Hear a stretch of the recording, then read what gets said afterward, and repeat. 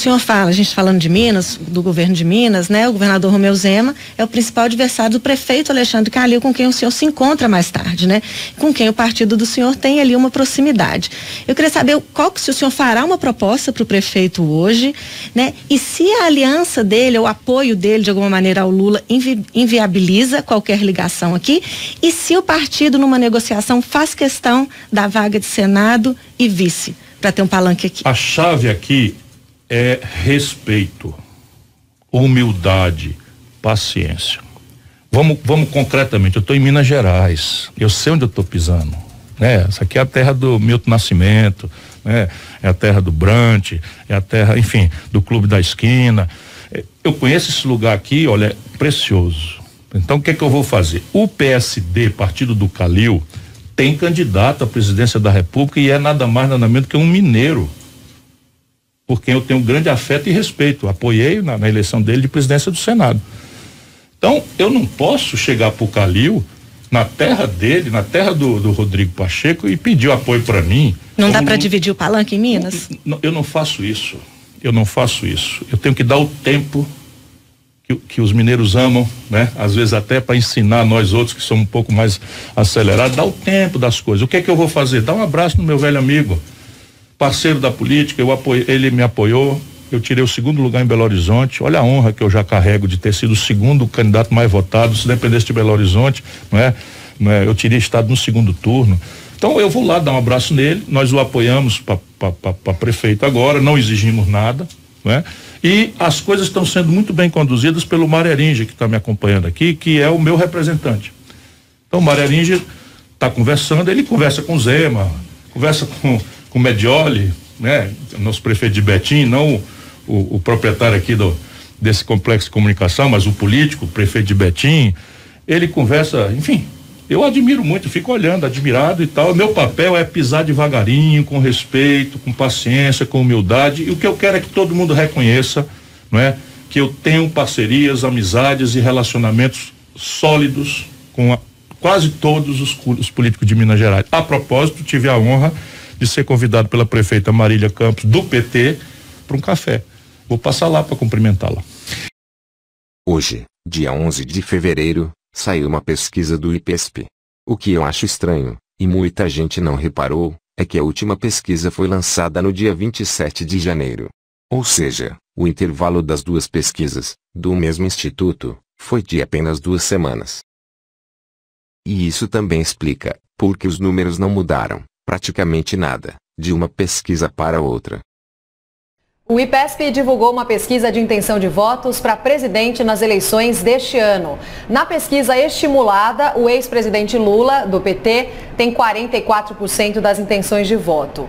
O presidente Jair Bolsonaro, do PL, vem em seguida com 24%. Em terceiro, aparece Sérgio Moro, do Podemos, com 8%. Ciro Gomes, do PDT, tem também 8%. O ex-presidente Lula, do PT, lidera com 43% das intenções de voto. O presidente Jair Bolsonaro, do PL, vem em seguida, com 25%.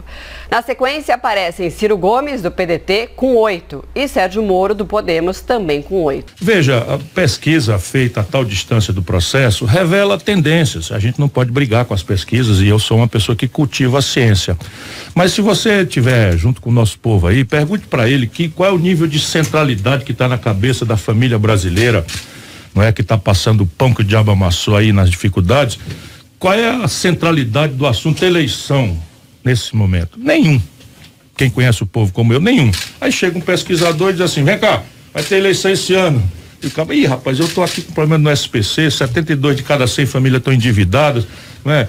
O desemprego é o maior da história, a informalidade impõe 70 horas de jornada semanal, sem nenhum direito a coisa nenhuma. Mas, cidadão, pois não, o que é que o senhor deseja? Eu quero saber quem é que o senhor vai votar. Para quem são os candidatos aí e tal? Rapaz, é o fulano, é o Beltrano. Ele tende a votar naqueles que ele ouviu falar mais. Ele é mais conhecido. O que não quer dizer que isso não chegue lá igualzinho, porque a premissa de escolher é conhecer. O que é que eu faço com a experiência que eu tenho? Eu acho que você, e estou aqui com o testemunho de 70 de cada 100 mineiros. Minas Gerais é a terra do Tiradentes, né? Minas Gerais é a terra do Tancredo Neves, é a terra do Juscelino Kubitschek, é a do Aureliano Chaves, é a terra do Itamar Franco e tal. Portanto, um povo absolutamente politizado que quando tem protagonismo na vida nacional, o Brasil anda. Quando Minas é desmoralizado, o Brasil para, como está hoje acontecendo aí. Pois bem, Minas Gerais, 70% votou no Bolsonaro. Eu faço essa paradinha aqui por um ato de respeito. 70% do povo mineiro votou no Bolsonaro. Foi pelo quê? Por uma obra extraordinária que o Bolsonaro apresentou? Não tinha essa obra. Não, foi um grande projeto, uma série de ideias importantes para mudar os problemas do Brasil? Também não foi. Foi o quê? Foi essa mistura magoada, sofrida, justa, não é? De um protesto contra a maior crise econômica que já se produziu na história brasileira, produzida pelo PT, junto com aquela notícia diária na televisão, na hora da pessoa jantar, na hora da pessoa ver, antes de ver a novela, tá roubalheira, estão roubando milhão aqui, bilhão acolá, roubando acolá, etc. Isto foi a explicação. Se a gente tiver humildade para entender isso, aí eu posso pedir para as pessoas que eu acho que a força moral da proposta que eu apresento é que eu estava lá tentando avisar que a saída para a tragédia do Lula e da corrupção e do desastre econômico não era um protesto apenas, porque não adianta protestar e no fim cair na tragédia que nós caímos. Então a pergunta que eu faço e que tem sido muito bem recebida para pedir às pessoas que pensem, agora a hora não é de decidir, a hora de examinar, pensar, é assim, será que é razoável que a gente tenha votado 70%, não é, no Bolsonaro para protestar contra o Lula e o PT, e agora a saída da nossa decepção é votar no Lula e no PT para protestar contra o Bolsonaro? O Brasil não aguenta mais isso. Quando o senhor fala que Lula não está observando para Minas Gerais na hora de montar essa chapa com Alckmin, o senhor está admitindo a possibilidade de que seu vice seja um mineiro, por exemplo? E aproveito para perguntar, o nome da ex-ministra Marina Silva foi muito especulado como vice do senhor, e nos bastidores políticos se diz que ela não topou por causa da presença do João Santana na sua pré-campanha. Vamos aproveitar e falar desses dois assuntos. Um vice de Ciro poderia ser mineiro?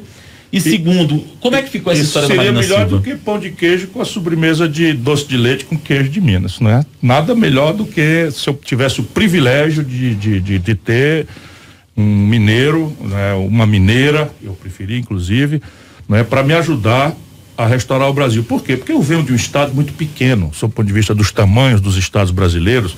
O Ceará são 4% apenas da sociedade brasileira, e há um estigma, né, em alguns lugares do sul, contra essa origem nordestina, embora eu seja um nordestino nacional, porque eu nasci em Pindamonhangaba, filho de paulista com cearense, morei a vida inteira no interior do Ceará, fui educado na escola pública. E Minas Gerais, que tem o Vale do Jequitinhonha, o Mucuri, ali o norte de Minas, toda a partir da Grande Montes Claros e tal, sabe bastante bem que ser daquela geografia não desmerece ninguém, né? Enfim, mas essa história com a Marina não é verdade nem na ida nem na volta, né? Eu ainda não acho oportuno que eu convide ninguém para por quê? Porque eu estou numa etapa ainda de afirmar a posição dessa candidatura, que não é contra ninguém, mas é a favor de que o Brasil saia dessa dicotomia odienta. De novo, vou dizer, será que é razoável, meu irmão, minha irmã que está nos ouvindo aqui na nossa super? Será que é razoável que a gente vote no Bolsonaro para protestar contra o Lula e o PT e depois vote no Lula e no PT para protestar contra o Bolsonaro? Isso vai matar o nosso país.